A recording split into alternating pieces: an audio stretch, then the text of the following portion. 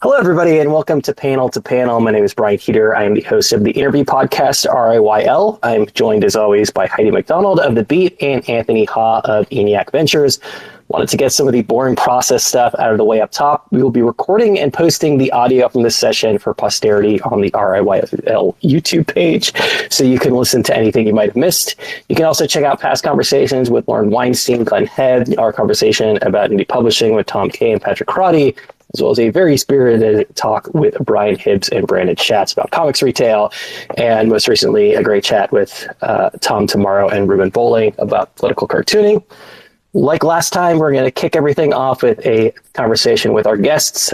This time out, however, we've actually solicited some questions from folks on Twitter. So if you have any burning questions that come up during the conversation, feel free to reach out to myself, Anthony, or Heidi on Twitter, and we'll be sprinkling those in as we go. All right, I am extremely excited to introduce today's guests. Mariko Tamaki collaborated on the graphic novel Skim and This One Summer with her cousin, cartoonist Julian Tamaki, since 2016. She has written a number of series for both Marvel and DC, including She-Hulk, Detective Comics, and X-23. Last year, Abrams debuted her LGBTQ plus imprint Shirley books, and her newest book, Cold, a Novel, is out now on Roaring Book Press. Gina Gagliano was recently named the executive director of the Boston Book Festival. She co-founded Random House Graphic in 2018, serving as the Imprint's publishing director. Prior to that, she was the longtime associate director of marketing at First Second Books. She also co-hosts the podcast Graphic Novel DK. Gina and Mariko, thank you so much for joining us. We have a lot of grounds to cover this week, but I actually wanted things off with, because both of you making some personal moves lately, and since Mariko went first in the bio, Gina, I'd like to start with you. Can you tell us a little bit about your new job? Yeah, so I have been the executive director of the Boston Book Festival for a month, so I'm definitely still in the part of the job where all of the new things and people kind of feel like an avalanche of new things and information most of the time. But the Boston Book Festival is the largest book festival in New England, and it is a celebration of books and reading that is based in the Boston area. So there's comics programs, there's kids programs, there's YA programs, there's adult programs, and as well as the festival itself, which is in the fall in October, we also do a program where we donate books to children's school libraries around the greater Boston area. And we do a lit crawl program, which is like books and reading and fun and interesting ways during the summer. So the festival kind of has all these projects besides the festival itself, and is just really a hub of reading and writing and art and culture in Boston, and gets to work with all of the different book organizations all around the city, and in some cases all around New England, to celebrate reading and bring reading and books to more people. Great. And Mariko, I'd love it if you could kick things off on your end by telling us a little bit about your new imprint. So my imprint is called Shirley Books, and it was originally my girlfriend's idea. So she has really good ideas. And essentially it's a LGBTQIA imprint with Abrams, and really our sole focus is less on printing or publishing any specific kind of comic and more just on creators. So we publish and we have planned comics that really span all genres. Our goal really is just to support LGBTQIA creators in making amazing comics. Awesome. And I mean, obviously that's something that, you have experience with before, Shirley, but I'd love to hear just a little bit more about your experience just, seeing queer YA graphic novels go out into the world. And is that, I imagine that for a lot of your readers, it's just, there must just be this, it must be so important to them, and sort of how the process of creating your own books led to feeling like this imprint needed to exist. I mean, I think that I've been really lucky. I've had just incredible support with a variety of publishers, including First Second, who published Laura Dean and This One Summer, and also Abrams, and really just even also DC Comics and Marvel. So I feel like I've been given a lot of amazing opportunities, and really what I felt was that I had a kind of obligation to kind of share the wealth and pass those opportunities along. So it wasn't like I think it's been sort of phrased in the past as like me sort of like leaning into sort of an absence of support for LGBTQ creators. And really, I just wanted to provide more support and more opportunities. And I really just love the actual process that goes into making comics. I've had some incredible editors, including Calista Brill in my life and Connie Sue. So I feel like I wanted to give it a shot of sort of taking that on. And it's just been incredible. I think that actually Talia Dutton, who's one of our creators, is in our space. She made this amazing comic called M is for Monster, which is her first graphic novel, and it's incredible. Everyone's going to fall in love with it. So yeah, it was really just about providing more opportunities as opposed to like filling in a gap of there being an absence of opportunity. That's fantastic. Both of you, Gina and Mariko, you've both seen like the rise of YA graphic novels pretty much firsthand. And, Mariko with Skim, I mean, that was like such a groundbreaking book. And obviously, Gina, when you were at First Second, there was this explosion. I guess over the last 10 years, it's probably 10, 15 years, let's say 10 years. Gina, can you talk just a little bit about, the evolution of YA during that time and, how easy or hard it was to introduce queer themes during your time at First Second? Yeah. So I love YA as a category. And one of the things that I think that is really interesting about it is that it is so new of a publishing category, both for the graphic novel space and for the prose space. Growing up, I didn't have a YA section, either of prose or graphic novels, in my library or my hometown bookstore. And it was only in the 90s that Barnes & Noble started a YA section at all in their store. So this is a space that is very new in the graphic novel space. YA graphic novels kind of came out of that boom in YA publishing in the 90s that kind of exploded from stores and libraries really starting to bulk up the section. And there was YA publishing before that. It kind of mostly started in the 60s. People call S.E. Hinton's The Outsiders the first YA novel in the U.S., which to debate about. But I really think that books grow out of other books, and books grow out of readerships that grow out of other books. So the fact books are being published, that are being given a specific space in stores and libraries and then in schools, really just created this, this aesthetic of YA and this category of YA in the minds of teachers, librarians, booksellers, and then in the minds of readers, thinking about teen identity as a separate space. So this has been growing, this has been evolving, and it is complicated in that it is a new age category for many readers. It's a new age category for many parents to be confronting when they have children that are teenagers. It's a new age category that, all of these gatekeepers are not necessarily sure how to handle, because it's not necessarily the thing that they were reading when they were teenagers or that their parents talked to them about. So there is, I think, still work to do in kind of building up YA-agory and building up all of these people's understanding of YA. But it is, right now it is a blockbuster category in prose. And the YA graphic novel category is growing all the time, with 2021 being the year that Barnes & Noble decided to give YA graphic novels their own shelf instead of keeping them in the adult section, which is that building a space specifically for this format is a major moment. Yeah, shelving can be a game changer. I think that's such an interesting point too, because I think I didn't know what YA was when I first started writing YA. It was actually Cecil Castellucci who first told me, she kept also referring to YA, and I didn't know what Y and A stood for.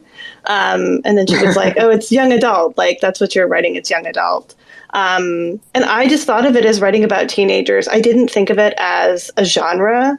And I do think it's interesting, especially kind of seeing the sort of different kinds. Also, I think because there are sort of this also a proliferation of books around middle grade readers, and this kind of, I think sometimes YA is kind of stuck in this weird in between thing. I think also there's this kind of desire to have, it's like you said, Gina, there's a desire to have this aesthetic means this, this aesthetic means this reader, as opposed to an aesthetic plays into a story and adds to a story, but it doesn't necessarily code something as being for a specific audience. And actually, because it's a visual medium and it's a medium that plays with aesthetics, it could, be exactly the opposite. There's actually also a lot of comics that are for adults. The first time I ever read, I think it was Chris Ware, this kind of bubblegum, rapper kid style of comic, which is actually, the more you get into it, incredibly complicated. The stories are incredibly adult. Yeah, and that brings up a big definitional question that I always have around this. I've spoken to a lot of both prose authors and cartoonists who told me that they've, in the past, written something that they had envisioned for an adult audience or YA audience, and the publisher had deemed it a different category. And obviously there's a lot of fluidity here, but just in terms of that breakdown, and I guess maybe we'll start with Gina, because you've got so much background on the publishing side of things. Insofar as you're able to really put your finger on it, what's the distinction there between something that is targeted at a YA audience or an adult audience? Yeah, and this is such an interesting question because, there's kind of a core of it for me. And the core of it is that YA graphic novels are about teenagers and about the teen experience from the perspective of teenagers. So they're not about younger kids. They're not about adults, except as they interact with the teenagers and the teenagers' lives. So that's kind of the core of it. But then we're working in publishing. There's a whole lot of things that go into thinking about age categories. And a lot of that is about the marketplace and about things that can change all the time. It's about, the book and the marketing person and the salesperson and the publicist all being responsible for their books that are coming out now and saying, is the tone of this book consonant with this book that we're publishing, consonant with the other things in this space? And I think you can see that with the new adult books that keep popping on and onto the scene as a category, where sometimes, and this is the category that's between YA and adult. So sometimes those books are new adult, sometimes those books get categorized as YA, sometimes they get categorized as adult. And, a lot of that is decisions that people at the publisher are making depending on thinking, is new adult a popular category right now? Are these characters reading younger? Are they reading like they're, adults having independent lives rather than in this transitional stage? And it really changes. I think that Rainbow Rowell did a novel called Fangirl, which features the main character going to college. And that really opened a lot of doors for YA because it was really predominantly set in high school. And ever since then, we've been seeing more college narratives popping up, which is awesome. And something I think is definitely part of the YANs. But that's an example just of how the market can change based on things that people are publishing into the market. But I mean, basically about teens, for teens, and then the boundaries from there, I think, are a little blurry. And Mariko, I'd love to get your take on it, having been on both sides. Are there instances of something specifically that you had written with perhaps a different audience in mind and the publisher had kind of nudged you in a different direction? And how fluid for your own work had these categories been? Yeah, I mean, I guess it's interesting because I think it's the thing about writing for a younger audience is you're kind of constantly talking about the sort of language of appropriateness and like what is or isn't okay for like a younger reader. I tend to not like those conversations. I think it's interesting like that so much of the conversation around YA sort of revolves around this like language of appropriate. To me, as Gina said, like I think to me, if you are talking about the things that young people experience, it is appropriate to write in a book. And I think that is, everybody has their kind of own threshold around that. Like I just was actually in a panel recently and I said like the two things that I probably wouldn't talk about in a YA book because I don't think it's appropriate for young readers are like taxes and car payments. Like that I feel like is probably outside of the bounds of what a younger person would experience. But aside from that, I think that one of the things that YA has done so well is push back against this kind of lack of language around these experiences that are deemed sort of too adult, and sort of tried to find a way. I think there's a lot of amazing YA writers who have done this to talk about harder themes in a way that is like true to how they're experienced by a younger person as to how versus how they're experienced. Yeah, I guess a really kind of quick follow-up for both of you on this, around this idea. He said he don't like talking about this, which I understand, but, the flip side of that is do you feel that when it comes to any sort of like larger scale criticism, that these books are sort of more open to those or more sort of susceptible to some of that pushback if they're being targeted towards a younger audience? Yeah, I mean, I think this is an interesting question, and I do think that attempts at challenges, at removing books from libraries, at concern about books, more frequently comes from, at least just statistically in the U.S., more frequently comes from a position, at least, whether this is a real or a kind of posture sort of position of concern for the children. Children in this case being teenagers, but they're still in that category of children.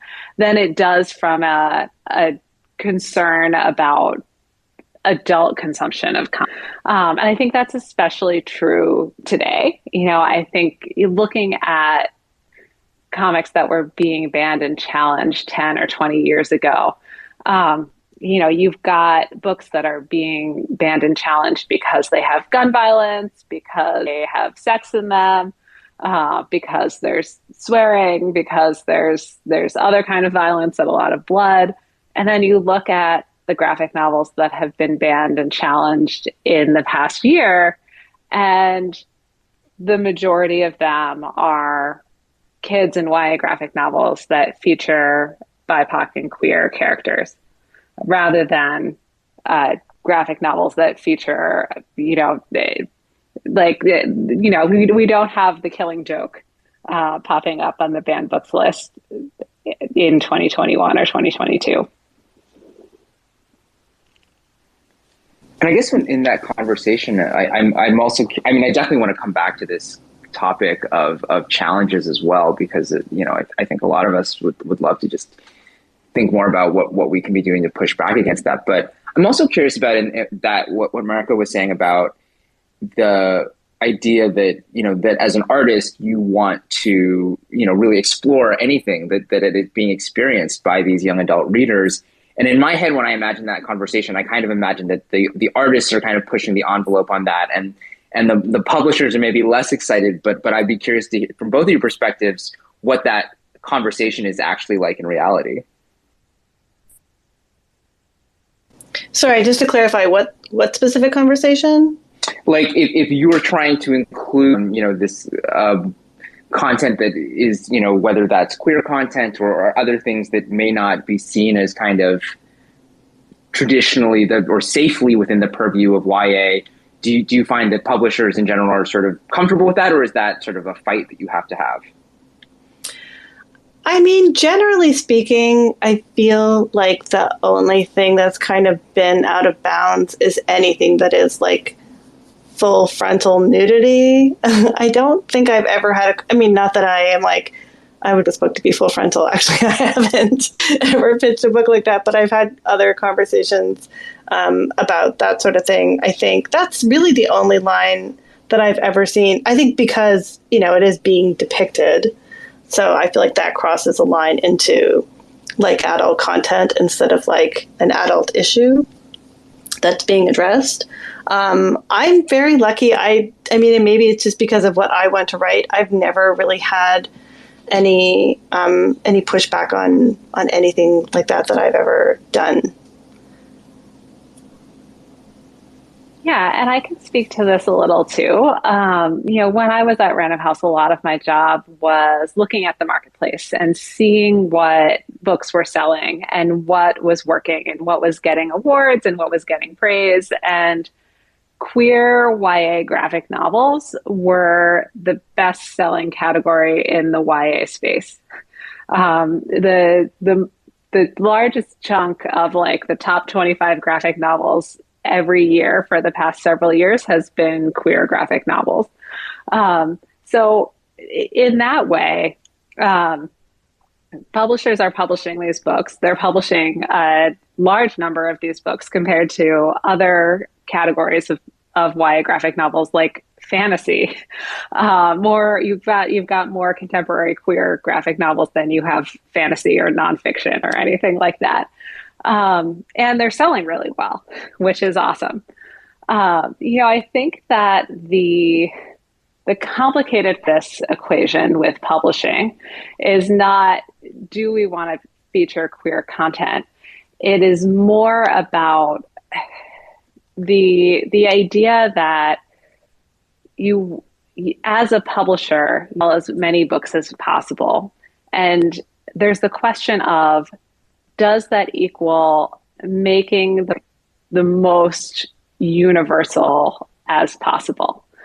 So how niche can your experiences be? How much can you be telling the story of someone who is, I'm trying to think of a identity or a situation who's like, not just having a girl, not who's having a contemporary coming out experience, who is a lesbian space pirate, or who is, dealing with anger and rage in addition to being queer and coming out or being a space pirate. So I think that there in publishing can be the tendency to try to kind of streamline and make approachable queer characters and queer identities so that they are kind of a broadly accessible story. And in some ways, those books sell copies, and also it's great to have queer characters who are broadly accessible. But at the same time, I want those other stories of queer characters who are maybe not the most likable or not the most kind or not having the most normative jobs or school experiences. And there are people who are doing that too. It's just the influence of mainstream publishing, I feel like, can sometimes be a little flattening. Well, I wanted to ask you both about, well, actually, Gina, what you were just saying about something that wasn't, universal. The Pixar movie Turning Red just came out, and there was, this review that was like, well, I can't, identify with Asian people living in Toronto, and which I'm like, why not? That sounds real. It's just people having an adventure. So, there's a lot of ignorance about that, unfortunately. But I wanted to ask you both about This One Summer, which Mariko, you wrote and your cousin Jillian illustrated. And it's just a masterpiece. I'm sorry, I will always gush about that book. And Gina, I think you were at First Second when it came out. So, it is the first graphic novel to become a Caldecott Honor book, which is amazing. It's triumphed. It's won a lot of awards, and it is really seen as, a book that is really well established. But it's also had lots of challenges as well, hasn't it? Yeah, I think the majority of the challenges, in terms of it, I think in 2016, which is the year after the year when the Caldecott, was the year that we were like number one on the challenge list, which to me sort of indicated that the whole thing was less about books and more about press. It sort of seemed to me, it's interesting to me given that the things that the book was flagged for, it really is a book about two girls who go to the cottage. And for it to be the sort of like number one concern because of the one mention of a lesbian aunt and the one mention of the existence of oral sex, which by neither of the characters know what oral sex is. So if you're worried about kids learning about oral sex, they learn nothing from This One Summer. But it seemed to me to be that it was a book that was in the public eye because it had won these awards. And so it was a book to get more attention to the sort of like the issue as opposed to books, which is why, really to me, sort of challenged and banned books, the kind of conversation around that to me is very frustrating because it is a book that's sort of, or a conversation that's spearheaded by people who haven't read the books, I think, overwhelmingly. And so it is, even just if you look at the books that are on the list over and over again, it's kind of, books that have made it into the public eye and therefore get to be books that get to sort of stand in for whatever issue the people who ban books are concerned about, which has less to do with the actual literature in question. It has to do with the intentions of some of the authors, in some cases, to bring these issues to light, but it just seems to me to be just so little about books. Yeah, I did indeed get to work with Mariko and Jillian to promote This One Summer, and it's amazing. And Mariko, all the things that you said, I agree with.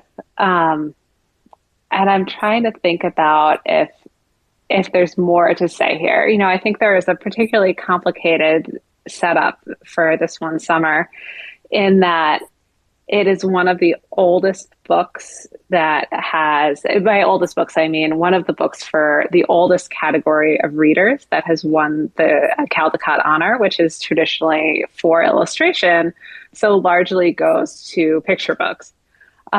So one of the factors that played into this is that teachers, librarians, schools ordered This One Summer, seeing it was on the Caldecott list for, kindergarten, first, second grade, where the book was for readers who are kind of like 10, 11, 12 and up.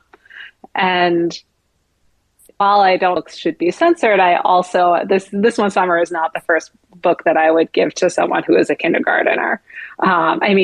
First and foremost, because the kindergartners are just learning to read, and this book is like 200 and something pages long.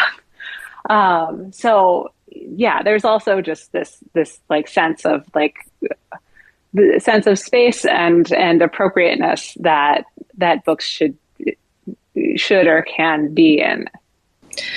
But it's appropriateness in that case that has to do with, like you said, like people order all the Caldecott winners, which are not necessarily in this particular case, that this year of the Caldecotts, all children's books. And so then it's like you have this discussion of like, well, this book isn't appropriate for little kids, which has very little to do with the book and more to do with like not all Caldecott. Like this was like a particular example of a Caldecott honor winner not being a book for little kids, but being a book for older readers. I mean, that's the thing, like, again, that's the thing that I find frustrating about it, is it just has so little to do with actual, it's like the least intellectual conversation that to me is the book about this list, in terms of the intention of the people who, like, put those books on that list. Well, there's a lot that's frustrating, and I definitely agree with that. I'm wondering about, as graphic novels, and Gina, what you just said, I think we talked about that back when the book came out, that, people still see panels and balloons and think it's for little kids. Granted, I think that that impression is not as prevalent as it used to be. I think fewer and fewer people have it, but it's still a common misconception. I mean, is there a way to educate people about that comics are for all ages, to get back to that classic question, or do we need to, or, especially in libraries where there's a pretty clear demarcation between what's for little kids, YA, and the adult section? Yeah, and I think that this is a complicated question in a number of vectors, right? Because one of them is, are comics for all ages? Are comics specifically for kids, for teenagers, for adults? And then there's another question that I think is also very interesting, which is, how do we accustom people, the parents, the teachers, fans who have not grown up with comics and maybe are not as familiar with unpacking visual literacy, with talking about art and understanding art, and kind of comfortable with reading, graphic novels, in that they are both text and art. And how do those people get comfortable enough that when they open a graphic novel and see something that are surprised or confused or alarmed by, that they can figure out how to get the tools to understand it, rather than thinking that one of the things to do is trying to challenge or get this book banned. And that's a complicated question, because there's a lot of adult readers, who have kids who are excitedly reading graphic novels, who have more access to graphic novels than I did in my youth. And they are, looking at these books that kids might check out from the library or might bring home and saying, this isn't something that I'm familiar with. And I think that, my dream in this space is that there is more funding and resources and education for teachers and librarians, so that they all have a workload where they have time to develop relationships with the parents, who are the parents of the children who are in their community, who are at their school, who come into their bookstore, so that when someone who might challenge a book has a concern, they feel comfortable going to that figure of literary authority in their community. But America does not have a history of strongly funding school librarians and town librarians and booksellers. And, many of these people are overworked and underpaid, and there isn't that support in the community and those relationships around the community, so that when someone is like, I never read comics as a kid, and my kid is reading this book and something happens in it, I don't know what to think. Instead of having someone who they feel confident that they can go to and talk about it, their recourse is a very top-down sort of action. I had a quick follow-up on that. In a very sort of practical sense, do you think that the presence of visuals makes makes these books more susceptible to censorship? I mean, I do, in that, visual literacy is not something that all adults are familiar with, as in the same way that text literacy is kind of taught in the classroom. And in the web, it is just much more easy to open a book to a page and see a panel and get startled or confused or afraid than it is to open up a page of a prose book and pick something out that you get startled and confused or afraid of by just glancing at the page.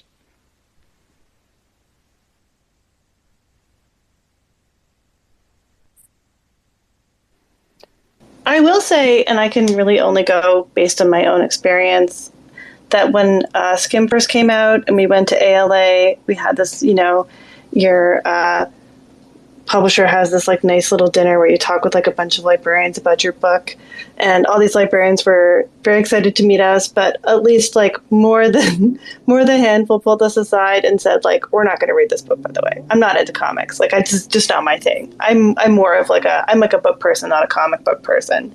Even just like the phrase comic book being like even though technically like, comics is the medium, like it was sort of like the comic book, ergo like not a real book. And the experience of that book, like going from Skim to this one summer, where I just felt like it was this night and day experience of that this book had been like chosen for this recognition from like a jury of librarians, but also that there were just so many more librarians who excited about comics.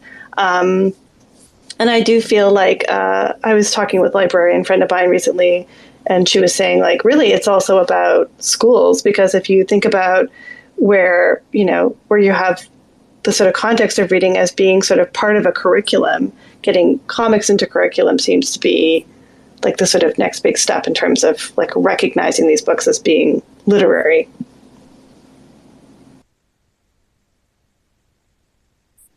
I do want to move on to other topics soon, but I guess maybe one last follow-up on that question was my sense, even just from some of the comments here about kind of books being, challenged for these sort of horrible reactionary reasons, that in the past I thought of that as sort of this kind of fairly steady thing, that there's just going to be these groups that are going to object to these books, and that's just sort of part of the world we live in, unfortunately. But I also get this sense that has gotten worse recently.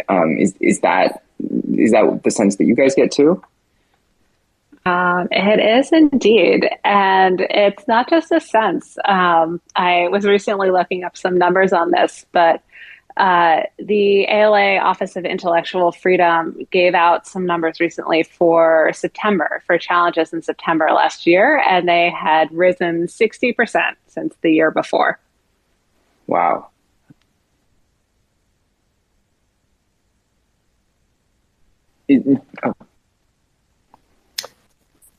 Yeah, as Anthony mentioned, move on from this topic. I really, though, from the audience standpoint, I'm really curious, Mariko. As I mentioned at the top, you had quite a bit of experience recently writing for DC and Marvel, some of these very mainstream superhero comics. How's that experience been for you, and kind of how different, if at all, do you imagine the audience you're writing for to be? I'm not 100% sure what the audience is. It's hard to gauge. I think I have like one sense of it from Twitter, and who would like to talk to me about Batman on Twitter versus like who is actually reading the comics. I'm not 100% sure. I mean, obviously, it's a very different kind of writing, because you're not writing your characters. You're writing these sort of existing characters, and especially writing detective, where you're writing into this very long legacy of stories that came before you. So I mean, it's a really interesting and challenging form of writing. The thing that I love about it the most is that there's so many people you're working with so closely on such a tight turnaround. And I like the role of an editor in in any kind of DC or Marvel project is so much more. It's a very close relationship because really you're, I always tell people like DC Comics editors have to be experts in not just like the art of how to write a comic, but the actual thing that you're writing about. They often know more than you do about that. So it is a really interesting challenge. And I think it's probably brought me, I'm always kind of curious as to if there's like a lot of Laura Dean readers who are also like, oh, did you know she writes detective as well? Yes, I read both of those. I don't know how much crossover there is. I would just say really quickly, as if I had to give any kind of advice, it would be don't assume that the most vocal people on Twitter responding to you about Batman, honestly, necessarily comprise your readership. Yeah, it's a really interesting experience, especially on Twitter, because people just like, it's like walking down the street and having people yell at you from their windows. Like, I didn't like his outfit. And you're like, I have actually very little say in his outfit, so I appreciate your feedback. But, also I always have to give credit. I feel like people, will credit me like Mariko brought back this insignia or the old Batman costume. And that is almost always the genius idea of the illustrator I'm working with, Tipikara. So sometimes I feel like I get yelled at things that I'm like, I have no control. Sometimes I get yelled at for things that I actually didn't do. And then sometimes people are just like, I think Mariko's doing a good job at Aki, and you're like, thanks. Well, Mariko, I do remember asking you one time, you had done the Harley Quinn book, which was delightful, the art by the great Steve Pugh, and did very well. And I said, oh, would you ever write regular superheroes? And you were very hesitant at that point. But I'm really glad you got to write Batman because, first off, you're Batman. And, you got to write the Dark Knight. Yeah, I actually really enjoyed it. I do remember that conversation. I think I was like, there's no way. And then, really, it's also, to me, there's really just so many. I've just been so incredibly lucky to get to work with just amazing editors at DC Comics. And I feel like when you're working with the right person, the job is really easy. So I maybe have like a false sense of like how difficult it is to write any of these characters because I've just had such incredible teams.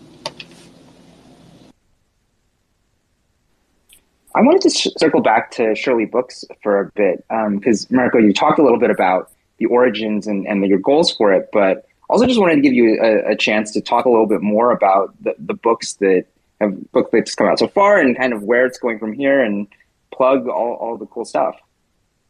Plugging time. Yes. So our first book is out. It's called Lifetime Passes. It's by Tara Blass and Claudia Aguirre. It is maybe one of my favorite books to describe to audiences because people always have like a very big reaction. It's about a theme park that these kids discover has a policy that if you go to the park and a member of your party dies, that everybody gets lifetime passes. So this group of kids who are very big fans of the theme park, and one of the main characters' aunts works at a seniors home, start bringing seniors to the park with this very kind of Heather's plan of seeing if they can acquire lifetime passes. The thing that I love about this book is that I love this book. I love Terry and Claudia. They're such amazing artists. And the thing about this book is it's such a hard candy apple shell, and the inside of the actual story is so sweet and so lovely. It is just about family and about like valuing and feeling safe in a place. So it's kind of this like hard turn, which I think is so amazing. The next book we have out is Flung Out of Space, which is the kind of fictional complex portrait of Patricia Highsmith, who amongst many other personal attributes was a comic book writer. And it's by Grace Ellis and Hannah Templer. And yes, those are our first two books. We have Homecoming by Caitlin Chan coming out, Mimosa by Archie Bongiovanni, and Yes, I feel like it's such a mix of people that I've always wanted to work with, and people that because I was working on Shirley books, I got to get the opportunity to go out and meet people and sort of discover new talents. Like one of the books we have coming out is called Grand Slam. It's by Olivia Hicks and Emma Osterhaus, and it's like this Sailor Moon meets League of Their Own. Like, it's going to be this book that once everybody sees it, everyone is going to be obsessed with, and then everyone is going to buy this for like their best friend. Like, I just know that that's going to happen. And so, like, seeing these books as they're sort of taking shape has just incredible experience. I'm so excited for people to read them. Obviously, traditionally, there's been this notion among a lot of people of comics being for white men by white men. And I'm curious, and maybe this is a good question, Gina, for you to start. As the subject is expanding, as there's more representation on the page in terms of the stories that are being told, are you seeing that open up in terms of the different kinds of people who are actually creating these books? Yeah, I mean, and one of the things here, I think, is just that graphic novels as a publishing category are a new category on the shelves. I said, and especially for kids and young adults, I said that Barnes & Noble just started their YA graphic novel section this year. They just started their kids graphic novel section back in, 2018.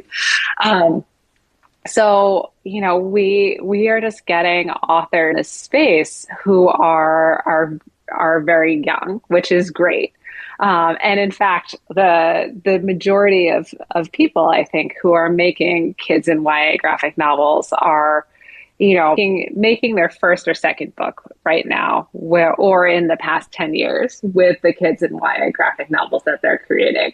And the past 10 years, the past 15 years is the time for the We Need Books movement that, LNO kind of is, kind of championing and kicking off with We Need Diverse Books, where it's really, saying, let's have all kinds of stories. Let's represent all authors and their experiences in the fiction and nonfiction stories that we tell. And publishers who are selecting their list are having that in mind with graphic novels and building up new lists with that in mind as the entry point, rather than a publisher who's been around for 100 years who is now kind of looking at where can I add this on to what I was doing. Which is so great. It's so great for comics and graphic novels that a lot of the publishers who are, kicking off in the past 10, 15 years, from Scholastic Graphics to First Second to Ep to Harper Alley to Abrams Comics Art to, Shirley Books is one of the newest of them, is putting into their makeup that the necessity is for representing BIPOC, queer, neurodiverse experiences.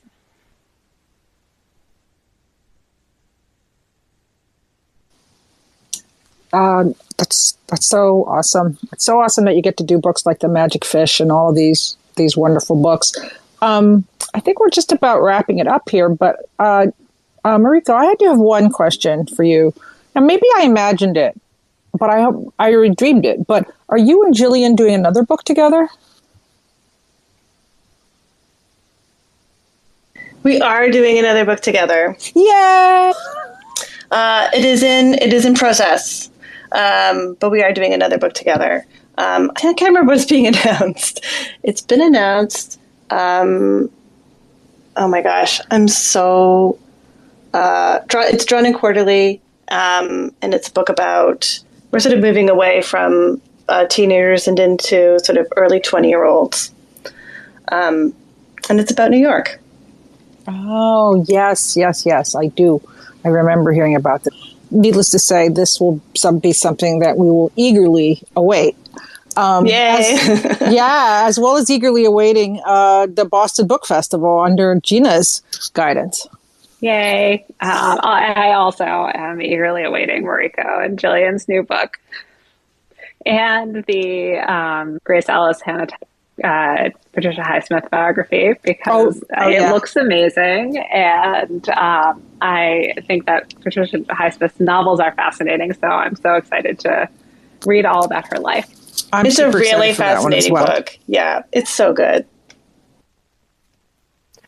Is it too early to plug the lineup for the Boston Book Fest, Gina? It is so early. I feel free to ask me back when it is closer to the fall. We announce our lineup in August. Got it. All right. It is March now, so not quite yet. Get on it. Time's a wasting. Thanks everyone so much for joining us this week. If you missed any part of the conversation or would like to hear it again, we'll be posting it on the RAYL UH at some point over the next couple of days. Thanks again to our guests, Mariko Tamaki and Gina Gagliano. Mariko's work can be found over at Mariko Tamaki. And to find out more about what Gina's working on between now and October, check out bostonbookfest.org. Thanks, everybody.